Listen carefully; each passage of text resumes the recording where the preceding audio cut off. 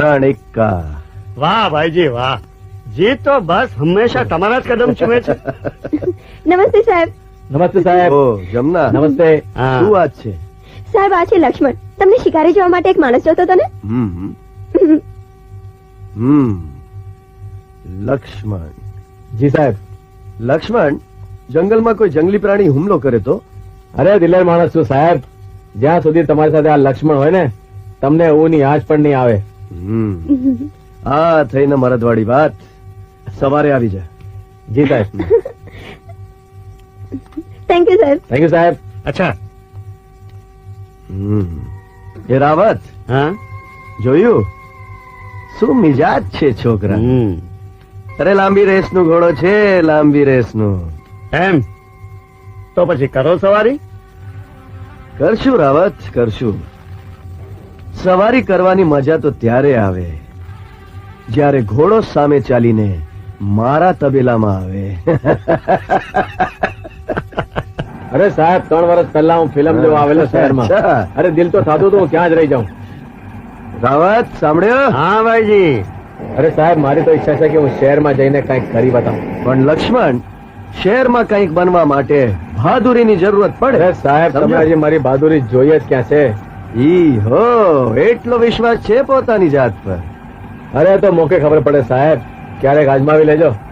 અરે વખત આવે ત્યારે આ લક્ષ્મણ એક પળનો પણ વિચાર કર્યા વિના મોત નંબરમાં જંપલાવી ના દે ને, નામ બદલી નાખજો મારે. જો ભાઈજી સંભાળો. ભાઈજી જીત પરનું કંટ્રોલ જાય છે ભાઈજી. ભાઈજી સંભાળો સાહેબ.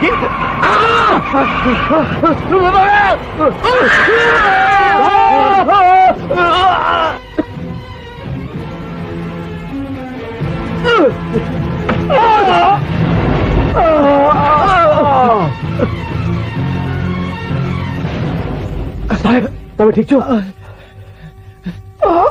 અરે લક્ષ્મણ, તને વધારે લાગ્યું તો નથી? ના ના સાહેબ હું તો ઠીક છું. તમે ઠીક છો કે નહીં? આ તો બહુ મામૂલી વાત છે. વાહ ભાઈ વાહ, તું જે બોલ્યો એ કરીને બતાવ્યો. શાબાશ મારા સાવજ, શાબાશ. બોલ, શું જોઈએ છે તને એના બદલામાં? બોલ. ના ના સાહેબ, તમારી જાન બચાવી એ તો મારી ફરજ છે. વાહ લક્ષ્મણ, તારા જેવા બહાદુર માણસની મને ખાસ જરૂરત છે. આવી જા મારી સાથે. આ જગજીતસિંહના દરવાજા તારે માટે હંમેશા ખુલ્લા જ છે. અરે સાહેબ, તમારા જેવા સારા અને વક્તાર માણસ સાથે કામ કરવા મળે એ તો મારો અહોભાગ્ય કહેવાય. મન તો કરે છે કે આપ ઘડી તમારી સાથે આવી જાઉં. પણ પણ પણ શું લક્ષ્મણ? પણ મારો મોટો ભાઈ સાહેબ એ મને ક્યારેય એની આંખોથી અળગો નહીં થવા દે. અચ્છા, તું કહેતો હોય તો સમજાવો ને. નહીં સમજે. બહુ જિદ્દી છે ને સાહેબ, બહુ પ્રેમ કરે છે મને.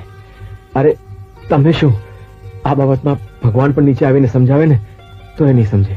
ઓહો, એટલો પ્રેમ કરે છે તારો મોટો ભાઈ તને? ચાલો વાંધો નહીં.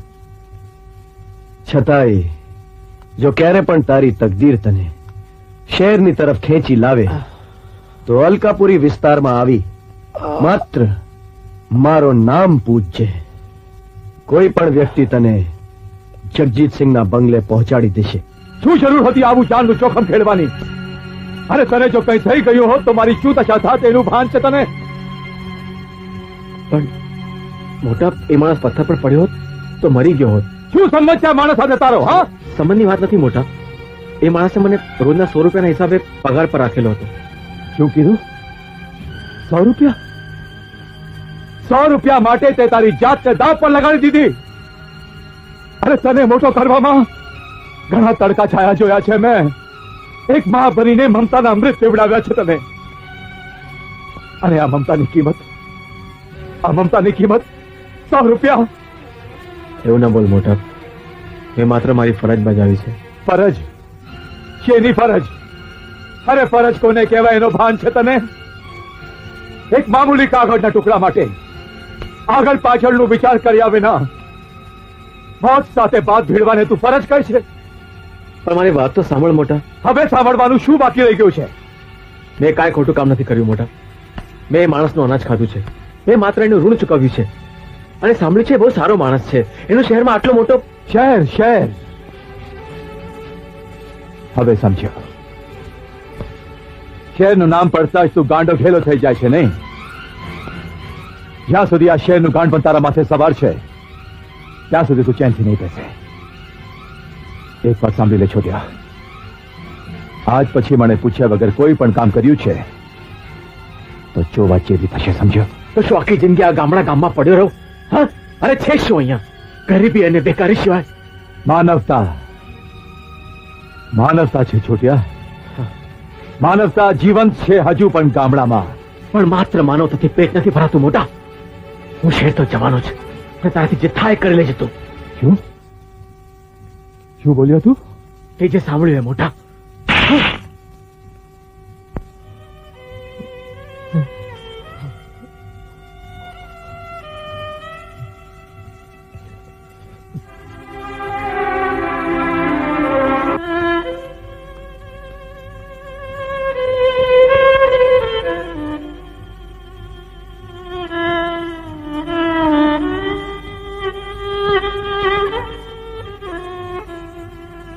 બેટા રામ, આજથી તું જ એમની માં છે, બાપ છે અને મોટો ભાઈ પણ છે. અને તમે બંને ભાઈઓ ભગવાન રામ અને લક્ષ્મણની જેમ તમારી જોડી અતૂટ રાખજો.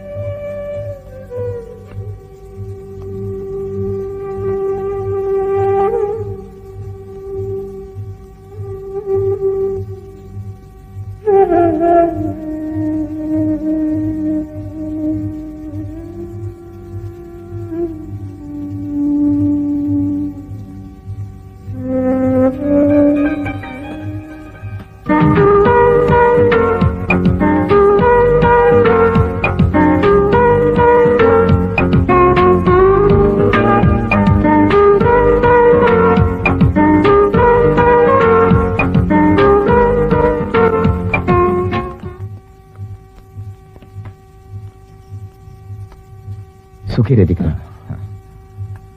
સદા સુખી રે દીકરી. હાલ્યો. હા રામભાઈ, લગ્નનું મુહૂર્ત વૈશાખ સુદ ત્રીજને મંગળવારનું આવ્યું છે. ઘણું સારું.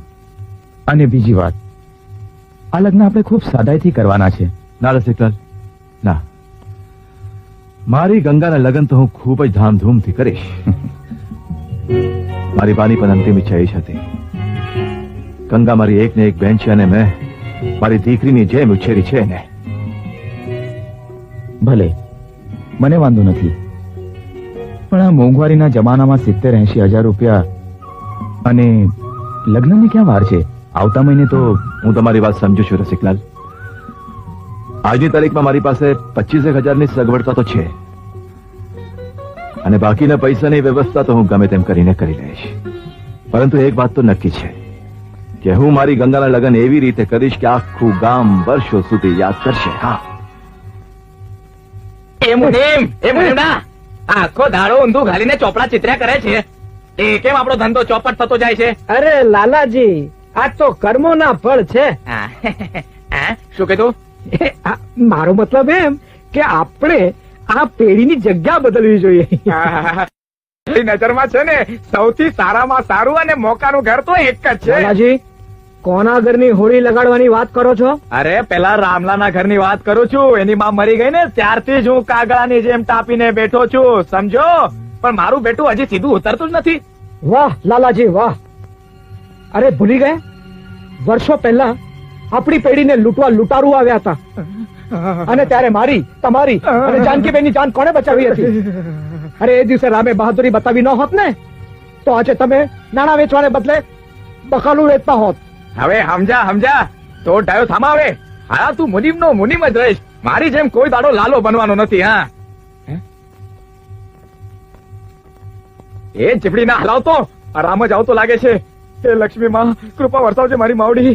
જય માતાજી. જય માતાજી. બેસ. કેમ ભૂલો પડ્યો? બસ લાલાજી, થોડું વ્યવહારિક કામ. અચ્છા, વ્યવહારિક કામ. બે ધડક બોલ દીકરા. આલે મુનિમ, જરા પાણી તો લાવ રામ માટે.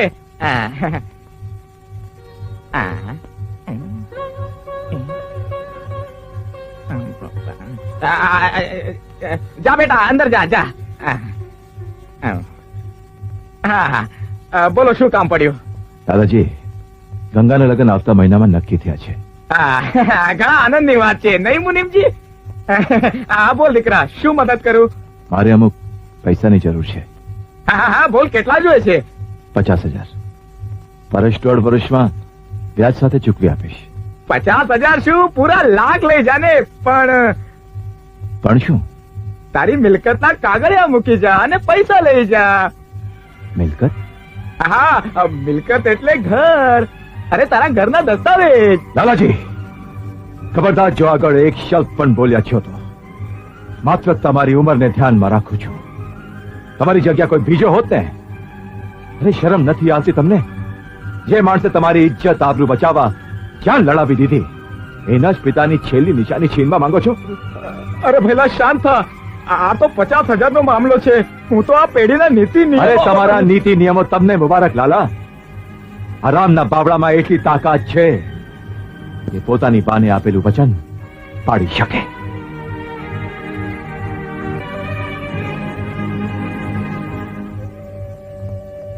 મન ખટું ન કર દીકરા. લાલા ગિરધારીલાલ જેવા લાલચુ અને નગુના માણસ પાસે બીજી આશા પણ કઈ રાખી શકાય બેટા? તું તારાથી બનતા બધા પ્રયત્નો કર. સૌ સારાવાના થશે બેટા, સૌ સારાવાના થશે. હા પૂજારી કાકા, મને મારી અંબે માં પર પૂરો વિશ્વાસ છે. એને આજ સુધી મને દરેક કપરા સંજોગોમાંથી પાર ઉતાર્યો છે. આ વખતે પણ એ મારો સાથ જરૂર આપશે. કાકા, મારા બા જ્યારે સર સુધાવ્યા હતા એ વખતે મેં એમને બે વચન આપેલા કે ગંગાના લગ્ન હું ખૂબ જ ધામધૂમથી કરીશ અને બાપુએ બનાવેલા ઘરને હું જીવની જેમ સાચવીશ. મા અંબેના સગન કાકા કે આરામ બધું કરી છૂટશે, પણ બાને આપેલા એક વચન માટે બીજું વચન નહીં તોડે. વાહ રામ વાહ. માં અંબા તને શક્તિ આપે બેટા. જાનકી, તું ગંગાના લગ્ન બાબતે તમે જે મૂંઝવણમાં છો એનો જરા સરખો અણસાર પણ ન આવવા દીધો મને. સાવ પારકી ગણો છો મને. ના જાનકી, વાત એમ નથી. મને ભરોસો હતો કે સમય આવે તારા બાપુ મારી મદદ જરૂર કરશે. મારા બાપુએ કરેલી ભૂલને સુધારવા માટે જ આવી છું તમારી પાસે. આ લ્યો રામ, મારા બાપુની તિજોરીમાં આ લક્ષ્મી કેદ થઈને પડી છે. જો એ થોડા સમય માટે કોઈ સારા કામમાં ઉપયોગી થાય તો માં લક્ષ્મી ખૂબ રાજી થશે. હું તારી લાગણી સમજુ છું જાનકી, પણ આ સંભવ નથી. પણ સગવડતા થાય ત્યારે પૈસા પાછા આપી દેજો. એને હું તિજોરીમાં મૂકી દઈશ અને બાપુને ખબર પણ નહીં પડે. ના જાનકી, તું મારા આત્મબળ અને હિંમત પર ભરોસો રાખ. તારો આરામ કોઈને કોઈ રસ્તો જરૂર શોધી કાઢશે. મને તમારા ઉપર ખૂબ જ ગર્વ છે રામ.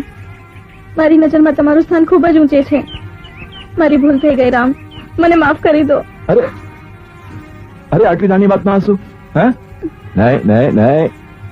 ચાલ હસ હસ. જો કેટલી સુંદર લાગે છે તો. હટો હવે. કાલે મેળામાં મળશું ને? હા. મને યાદ છે હો, મારે તને રંગબેરંગી ચોડલીઓ આપવાની છે. તમે મારા માટે ખોટો ખર્ચો નહીં કરતા? હા, હું તો કરીશ. અરે મારી ઈચ્છા તો તને હીરે મળેલી ચોડલીઓ પહેરાવવાની છે. હા, મારા માટે તો તમારી દરેક વસ્તુ હીરે મળેલી જ છે.